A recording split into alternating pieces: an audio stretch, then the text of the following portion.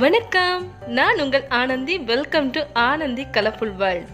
நம்ம இன்னைக்கு செய்ய போகக்கூடிய ரெசிபி கொத்து பரோட்டா. அதுவும் ஸ்ட்ரீட் ஃபுட் ஸ்டைலில் எப்படி செய்யலாம் பார்க்கலாம்.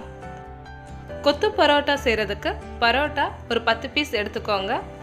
பரோட்டாவை மிக்ஸி ஜாரில் சின்ன சின்னதாக போட்டு பொடிச்சு எடுத்துக்கோங்க.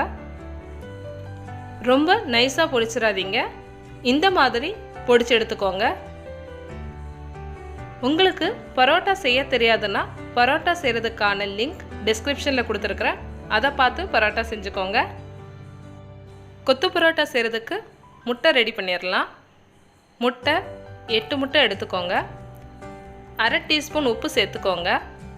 உங்களுக்கு தேவையான அளவு உப்பு சேர்த்துக்கோங்க. இப்போ இதை நல்லா கலக்கிக்கலாம். முட்டையை ஃப்ரை பண்ணி எடுத்துடலாம். அதுக்கு ஒரு பேன் எடுத்துக்கோங்க. அதில் 2 டேபிள் ஸ்பூன் அளவுக்கு எண்ணெய் சேர்த்துக்கோங்க. இதில் கலக்கி வச்சிருந்த முட்டையை ஃபுல்லாத்தையும் சேர்த்துருங்க. முட்டை நல்லா வேகட்டும். முட்டையை இந்த மாதிரி ரெடி பண்ணி எடுத்துக்கோங்க. நல்லா சின்ன சின்னதாகவே இருக்கட்டும். முட்டை ரெடி ஆகிடுச்சு. இப்போது கொத்து பரோட்டா ரெடி பண்ணிடலாம். அதுக்கு இந்த மாதிரி ஒரு கடாய் எடுத்துக்கோங்க. அதில் ஒரு 3 டேபிள் ஸ்பூன் அளவுக்கு எண்ணெய் சேர்த்துக்கோங்க. எண்ணெய் நல்லா சூடாகிடுச்சு.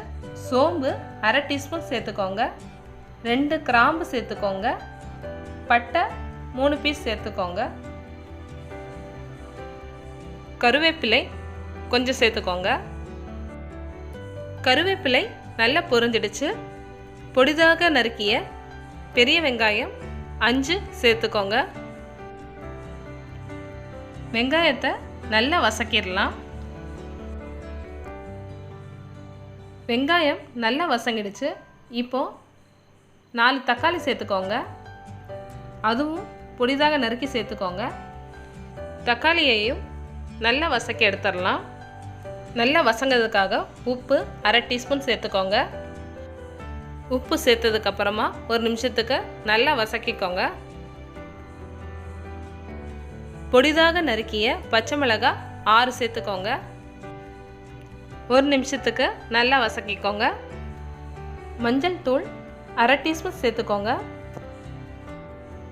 மிளகாய் தூள் 2 டீஸ்பூன் சேர்த்துக்கோங்க. பச்சை மிளகாய்க்கு காரத்துக்கு ஏற்ற மாதிரி நீங்கள் மிளகாய் தூள் சேர்த்துக்கோங்க. நல்லா வதக்கிக்கோங்க. மசாலா தூள் 1 டீஸ்பூன் சேர்த்துக்கோங்க. மறுபடியும் நல்லா வதக்கிக்கோங்க. உப்பு தேவையான அளவு சேர்த்துக்கோங்க. மறுபடியும் 1 நிமிஷத்துக்கு நல்லா வதக்கிக்கோங்க. இப்போது பொடிச்சு வச்ச பரோட்டா துண்டுகளை இது கூட சேர்த்துக்கலாம். பரோட்டா துண்டுகளை சேர்த்ததுக்கப்புறமா நல்லா கலந்து விட்டுக்கோங்க. மறுபடியும் நல்லா வதக்கி கொடுத்துட்டே இருங்க. பரோட்டா துண்டுகள்லாம் நல்லா கலந்துடுச்சு. பொரிச்சு வச்ச முட்டையை இப்போ சேர்த்துடலாம். முட்டையை சேர்த்ததுக்கப்புறமா நல்லா கலந்து விட்டுக்கோங்க. கடைசியாக பொரிச்சு வச்ச சிக்கன் துண்டுகளை இந்த மாதிரி சின்ன சின்னதாக கட் பண்ணி சேர்த்துக்கோங்க. இப்போ எல்லாத்தையும் ஒன்றோட ஒன்று நல்லா கலந்து விட்டுக்கோங்க. நல்லா கலந்து விட்டதுக்கப்புறமா கரண்டியை இந்த மாதிரி பிடிச்சு இந்த மாதிரி நல்லா கொத்தி விட்டுக்கோங்க. அப்போது இன்னும் எல்லாமே நல்லா சின்ன சின்னதாக ஆகி சூப்பராக சேர்ந்துடும். 1 நிமிஷத்துக்கு நல்லா கலந்து விட்டுக்கோங்க. கொத்தமல்லி இலை ஒரு 1/4 கப் சேர்த்துக்கோங்க. கறிவேப்பிலை ஒரு 1/4 கப் சேர்த்துக்கோங்க. சேர்த்ததுக்கப்புறமா நல்லா கலந்து விட்டுக்கோங்க.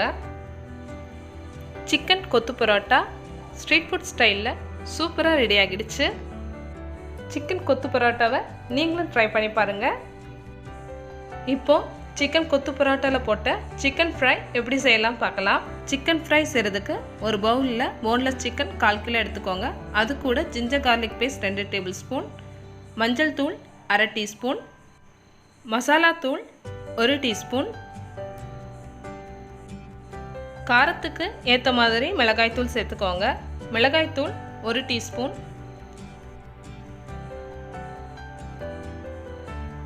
உப்பு தேவையான அளவு சேர்த்துக்கோங்க. அரை டீஸ்பூன், உப்பு, தயிர் 2 டேபிள் ஸ்பூன். தயிர் சேர்க்கறதுனால சிக்கன் நல்லா சாஃப்டாக இருக்கும். பெப்பர் தூள் 1/2 டீஸ்பூன். கோகோனட் ஆயில் அல்லது ரிஃபைண்ட் ஆயில் 1/2 டேபிள் ஸ்பூன் சேர்த்துக்கோங்க. எல்லாத்தையும் நல்லா கலந்து விட்டுக்கோங்க. கலந்து விட்டதுக்கப்புறமா ஒரு அரை மணி நேரத்துக்கு அப்படியே இருக்கட்டும். அரை மணி நேரம் ஆகிடுச்சு. இப்போ சிக்கனை ஃப்ரை பண்ணி எடுத்துடலாம். சிக்கன் ஃப்ரை பண்ணுறதுக்கு ஒரு பேன் எடுத்துக்கோங்க. அதில் 1/4 கப் அளவுக்கு எண்ணெய் சேர்த்துக்கோங்க. இப்போது சிக்கன் துண்டுகளை ஒன்று ஒன்றா இதில் சேர்த்துருங்க. அடுப்பு மீடியம் ஃப்ளேம்லேயே இருக்கட்டும். சிக்கன் ஒரு பக்கம் நல்லா வெந்துடுச்சு. இப்போ எல்லாத்தையும் திருப்பி போட்டுடலாம். ஒரு 3 நிமிஷத்துக்கு அப்படியே இருக்கட்டும். சிக்கன் எல்லாம் சூப்பராக ரெடி ஆகிடுச்சு. உங்களுக்கு இந்த வீடியோ பிடிச்சிருந்ததுன்னா லைக் பண்ணுங்கள், ஷேர் பண்ணுங்கள், சப்ஸ்கிரைப் பண்ணுங்கள். மறக்காமல் பெல் ஐக்கானை ப்ரெஸ் பண்ணுங்கள். தேங்க்யூ. கீப் வாட்சிங்.